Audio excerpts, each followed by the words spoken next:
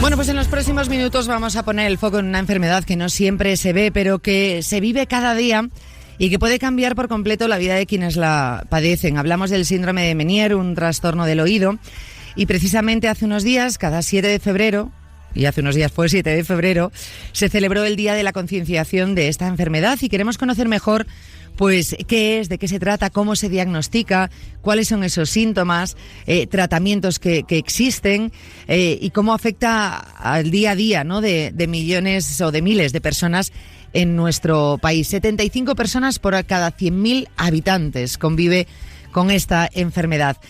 Para hablar de este tema estamos con el doctor Antonio Jiménez Luna. Él es especialista también en Meniere y trastornos vestibulares en general y socio honorífico de la Asociación de Síndrome de Meniere España. Doctor Antonio Jiménez Luna, ¿qué tal? Buenas tardes. Hola, buenas tardes. Muchas gracias por acompañarnos, por estar con nosotros en Cuídate. Y vamos a intentar, doctor, en los próximos minutos entender un poquito qué es esta enfermedad, ¿no? Y también, por ese día de la concienciación, pues darle esa visibilidad que tienen que tener todas las enfermedades. Vamos, si le parece, a empezar por el principio, ¿no? Saber qué es el síndrome de Meniere. Bien, en principio, muchas gracias por dar visibilidad a una enfermedad como esta, de parte mía como socio honorífico y, por supuesto, de todos los pacientes, sean miembros o no miembros de ASME. La enfermedad de Meniere es una enfermedad crónica del oído interno que no tiene una causa claramente definida y que provoca un acúmulo de líquido endolinfático, uno de los líquidos del oído interno, que genera una desestructuración del oído y provoca los síntomas clásicos mediante crisis o episodios de vértigo, fluctuaciones de la audición, fluctuaciones de los acúfenos, sensación de oído tapado, y a largo plazo va produciendo un daño de la función vestibular y de la función auditiva. Ajá. Claro, al decir, por ejemplo, esos mareos, ¿no?, esos vértigos, esa sensación de taponamiento, no sé si estos síntomas pueden retrasar el diagnóstico o existe ahora mismo un problema de infradiagnóstico con esta enfermedad, porque al principio no sé si tiene una edad de inicio la enfermedad o por qué aparece, o de repente empiezas con pequeños síntomas que se van agravando, de manera que a lo mejor pues no los confundamos con otra enfermedad o con otra situación más normal del oído, ¿no? Si se confunde con ese, porque estaba diciendo que es una acumulación de líquido, ¿no?, que al final pues se pueda confundir con un taponamiento o con unos vértigos, ¿no? Sí, evidentemente los síntomas auditivos que ocurren en esta enfermedad y en otras enfermedades, como son una pérdida auditiva de carácter que llamamos sensorial, el zumbido o la sensación de plenitud o el vértigo, son síntomas muy presentes en muchas enfermedades del oído. Pero lo particular de esta enfermedad es, no en todos los casos, la asociación de los síntomas. Es decir, que se vayan sumando tanto la hipoacusia, que es una hipoacusia que tiene unas características en la audiometría que afecta a las frecuencias graves sobre todo, independientemente de afectación o no de las agudas, la fluctuación de la pérdida auditiva, el acúfeno que fluctúa en relación a la crisis, y las crisis con unas duraciones determinadas, son lo que hace que el paciente cumpla lo que se llama los criterios de la Sociedad Badani para que se pueda dar con el diagnóstico de un Meniere definido. Cuando el paciente tiene los síntomas incompletos, consideramos que el Meniere es probable, pero no está tan definido, y evidentemente no todos los casos van a tener el mismo debut. Hay pacientes que llamamos de libro, que desde el primer momento de que lo vemos en la consulta sabemos claramente lo que hay detrás, y hay otros pacientes que confunden y hay que hacer un diagnóstico diferencial con otras muchas patologías del oído que llevan esos síntomas, y hay que hacer muchas veces un seguimiento para ver cómo el tiempo va a hacer que evolucione el paciente y si se nos va a definir claramente hacia el diagnóstico. O sea que al final esto estamos como en otros casos, ¿no?, ante enfermedades que a veces el diagnóstico no es al momento, no es que vayas con los síntomas y pueda ser diagnosticado, que a veces es haciendo un seguimiento de síntomas en el tiempo donde se puede llegar a ese diagnóstico. Uh-huh. Evidentemente es importante para llegar a un diagnóstico en las primeras visitas que el paciente tenga unos síntomas más o menos floridos que se puedan incluir como dentro de los criterios para diagnosticar la enfermedad, y que además el paciente sea valorado por un profesional que tenga un conocimiento claro de esos criterios y de otras enfermedades vestibulares. Uh-huh. Porque la otorrinolaringología es una especialidad muy amplia y el paciente con vértigo es un paciente que requiere un enfoque un poco distinto al paciente con otras enfermedades más quirúrgicas de la especialidad, y muchas veces el paciente es diagnosticado cuando llega a lo que conocemos como un médico otorrinolaringólogo o a una unidad de otorrinolaringología, que es una subparte de la especialidad que estudia las enfermedades del oído interno, sobre todo las que van con vértigo. Ajá. Claro, cuando hablamos de vértigos, no sé si, como en este caso, se puede distinguir de un vértigo común. ¿Hay algunas sensaciones distintas o el propio paciente puede distinguir que no es un vértigo normal? O no normal, conocido, ¿no? Bien, es que el vértigo en sí no es una enfermedad. El vértigo es un síntoma. Es una sensación que el paciente tiene de que las cosas se están moviendo cuando en realidad no se están moviendo. Uh-huh. Entonces, cuando un paciente tiene un vértigo, ya sea en una crisis única o en una crisis repetida, como ocurre en el Meniere y otras muchas patologías, es fundamental llegar a un diagnóstico lo más definitivo posible, no poner tratamiento al paciente, y como cuando tenemos una fiebre o tenemos una tos, buscamos qué es lo que hay detrás. Tenemos que buscar qué es lo que hay detrás de cada vértigo. Y para ello, lo que tenemos que hacer es diferenciar si el síndrome es agudo o episódico, y sobre todo insistir mucho en si las crisis son de inicio espontáneo o de inicio provocado, cuánto duran las crisis, porque hay crisis de vértigo de segundos, hay crisis de minutos, hay crisis de horas, hay crisis de días, y también los síntomas asociados.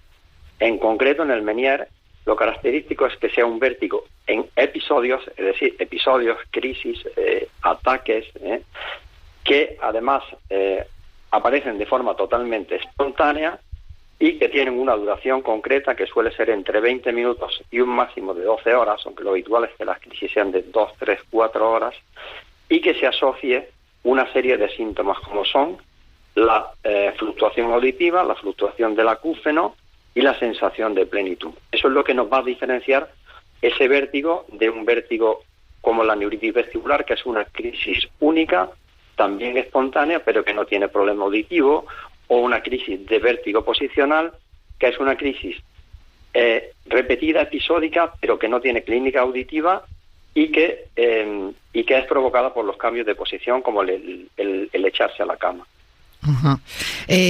Claro, no sé si se sabe, si se conoce, ¿no? Si a partir de qué edad, si da más, por ejemplo, hay más pacientes hombres que mujeres, si es a partir de determinada edad, si puede ser también aparecer en edades tempranas, y si hay algo relacionado, ¿no? Entiendo que no sé si tiene que ver algún componente genético relacionado con alguna enfermedad o con algún episodio de otra enfermedad por lo que pueda aparecer o originarse el síndrome de Meniere. Sí, en cuanto a esos aspectos epidemiológicos, la enfermedad de Meniere tiene una incidencia un poco mayor en la mujer que en el hombre, y lo habitual es que la enfermedad empiece hacia los 35 o 40 años de edad. La mayoría de los pacientes cuando debutan tienen esa edad media de la vida, y en cuanto al inicio se está descubriendo por investigaciones que existen una serie de alteraciones genéticas que pueden llevar a lo que se denomina como un oído frágil. Entonces se han descrito muchas patologías, muchas mutaciones genéticas que llevan a ese oído frágil, que está silencioso hasta que un determinado evento, como puede ser un pequeño traumatismo, hace que empiece ya una cascada de acontecimientos fisiopatológicos y la aparición de la clínica.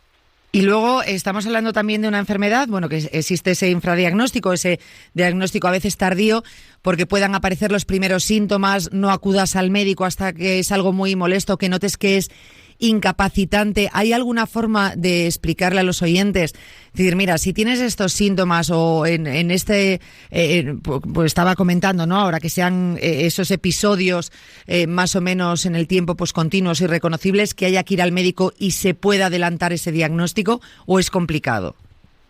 No, evidentemente el paciente, el diagnóstico, el hecho de que empiece a pasar el tiempo entre que debutan los síntomas de cualquier tipo de vértigo, ya sea un Meniere, ya sea un vértigo posicional, ya sea una migraña con vértigo, o ya sea los episodios únicos de neuritis vestibular, cuanto antes sea atendido el paciente, y mejor si es por un otoneurólogo, un otorrino especializado en vértigos, cuanto antes sea respecto del debut de los síntomas, más fácil será para el diagnóstico y menos secuelas tendrá desde el punto de vista funcional para el paciente. Entonces, yo lo que le aconsejo a los pacientes es que cuando tienen una crisis de vértigo intensa, evidentemente, una primera crisis de vértigo intensa, hay que acudir al médico. Habitualmente se acude a un servicio de urgencias por la necesidad. Por un lado, el paciente no sabe lo que le pasa y hay que descartar otras patologías, pero muchas veces el paciente acude por la necesidad de que se le quiten los síntomas, que le administran una medicación sin llegar a un diagnóstico inicial, y el paciente vuelve a casa. Aunque hemos hecho algo bueno por el paciente, es fundamental que ese paciente, cuando los síntomas desaparezcan, y sobre todo si repiten, vaya a su médico, inicialmente a su médico de atención primaria, su médico de familia, para que lo derive a la consulta de otorrinolaringología, inicialmente una consulta de otorrinolaringología general. Vale. Y nunca pensar que no va a haber nada importante detrás. Vale, ante esa duda, bueno, pues lo mejor es consultar, pero bueno, no dejarlo, porque muchas veces hablamos de vértigo y por mucho que duren o se repiten, ya sabe cómo somos los pacientes, pues tendemos a minimizar el problema o alargarlo en el tiempo y decir, bueno, ya iré si se repite y vuelves a decirte, ya iré si se repite. Bueno, pues cuanto antes se tenga un diagnóstico mejor. Estamos hablando de una enfermedad, como ha dicho, crónica. No sé si tener ese diagnóstico, y ahora nos metemos ya en el tema de tratamientos, puede estabilizar un poco el progreso de la enfermedad, y también me gustaría conocer cuál es ese progreso en el tiempo de la enfermedad, ¿no? O depende de los casos. Sí, en principio, al hilo de lo que había comentado antes, cuanto antes llegamos al diagnóstico correcto, antes empezaremos un tratamiento correcto. Y en mi experiencia yo veo que los pacientes que llegan a la consulta precozmente, en una cuestión, digamos, de 2, 3, 4 meses, desde los 2, 3 primeras crisis de vértigo, sobre todo si tienen un cuadro muy evidente y un diagnóstico fácil, esos pacientes van a comenzar con todos los aspectos del tratamiento que les indicamos antes y parecen tener una mejor evolución que los pacientes que tienen un diagnóstico tardío y un inicio de tratamiento también más tardío. Ajá. ¿Y en qué consiste el tratamiento? Bueno, el tratamiento es muy variable entre un paciente y otro porque no hay dos pacientes iguales y también en un mismo paciente, en distintos periodos de su vida, de la evolución de la enfermedad, va a tener síntomas más o menos intensos, más o menos duraderos, que hacen que verdaderamente se vaya modificando mucho el tratamiento incluso en un mismo paciente. Habitualmente consideramos que el paciente tiene que tener una serie de medidas dietéticas, de hábito y de estilo de vida que son fundamentales, básicamente una dieta sana con poco consumo de sal, evitar consumo de tabaco, consumo de alcohol, consumo excesivo de cafeína y hacer ejercicio y mantener un patrón regular de sueño. Habitualmente esos son consejos que se le dan a todos los pacientes que son fundamentales para cualquier tipo de enfermedad episódica, no solo vestibular. Y luego, habitualmente se suele comenzar por medicación por vía oral, medicación sistémica, como puede ser la beta-istina o como puede ser algún diurético o incluso asociados. El paciente tiene que ser vigilado periódicamente para ver cómo va respondiendo al tratamiento, para ver si necesitamos pasar a otro escalón terapéutico, como puede ser indicar un corticoide sistémico o aplicarle corticoide intratimpánico.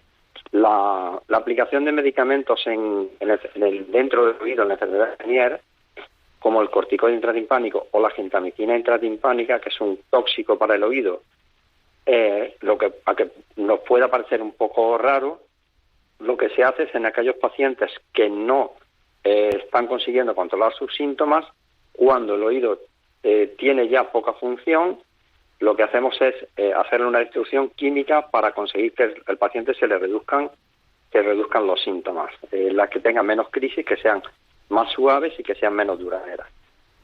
Vale. Bueno, esto del tratamiento, pues claro, como hemos dicho, bueno, queríamos conocerlo un poquito de manera general, pero que depende también de la evolución, ¿no?, del propio paciente y ese seguimiento que se puede hacer. Ha dejado muy claro los hábitos de vida, me parece muy importante para que nos demos cuenta que al final son hábitos muy generales para muchas enfermedades, pero que cuando ya está la enfermedad, que realmente es lo que puede hacer el paciente por la evolución o por los síntomas o por intentar de alguna manera poder controlar, ¿no?, la situación. En este caso con el síndrome de Meniere, que es un síndrome, una enfermedad que, por lo que dicen los pacientes, afecta su calidad de vida. Sí, evidentemente afecta la calidad de vida.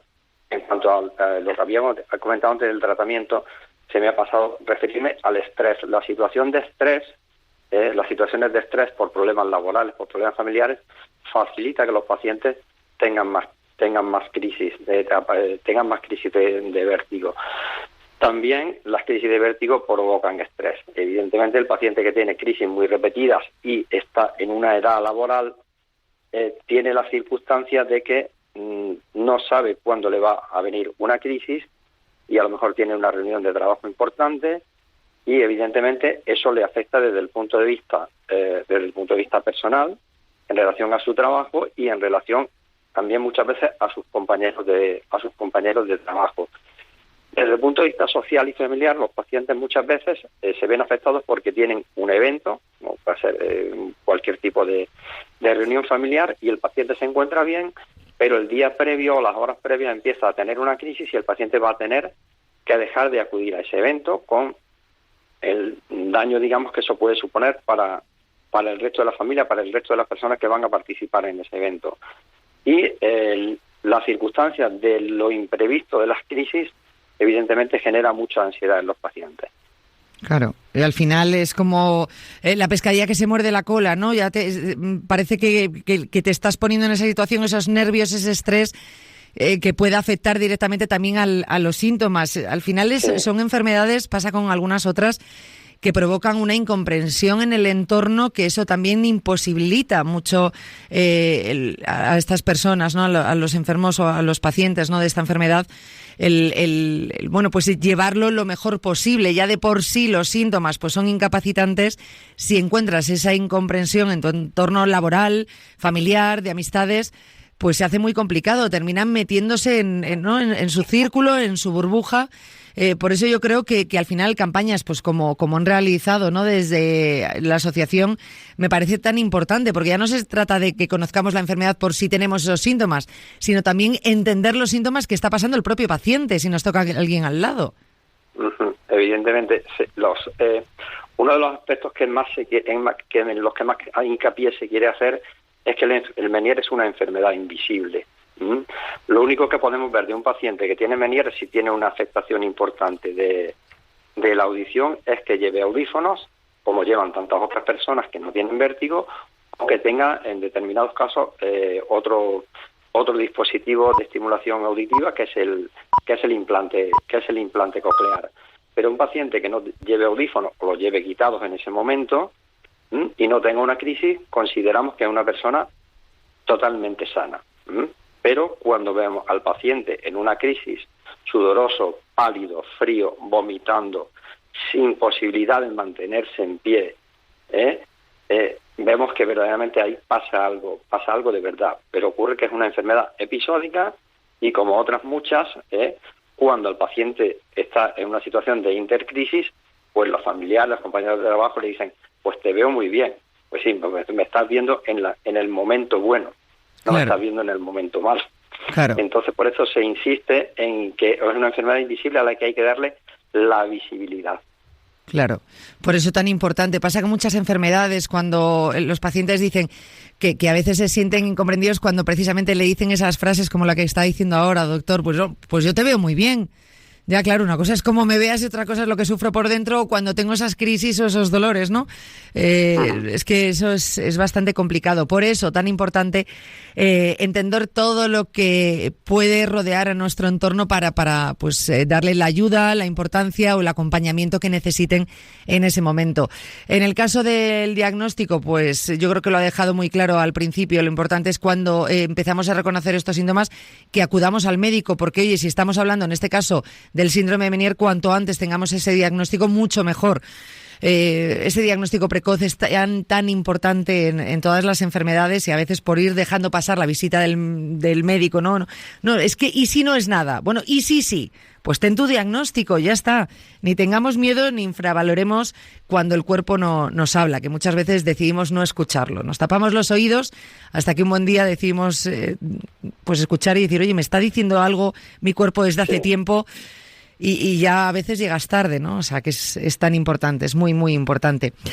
Doctor, quiero darle las gracias por haber estado con nosotros, por dar visibilidad a esta enfermedad con nuestros oyentes, de algo tan importante, ¿no? Que seguiremos hablando de ello.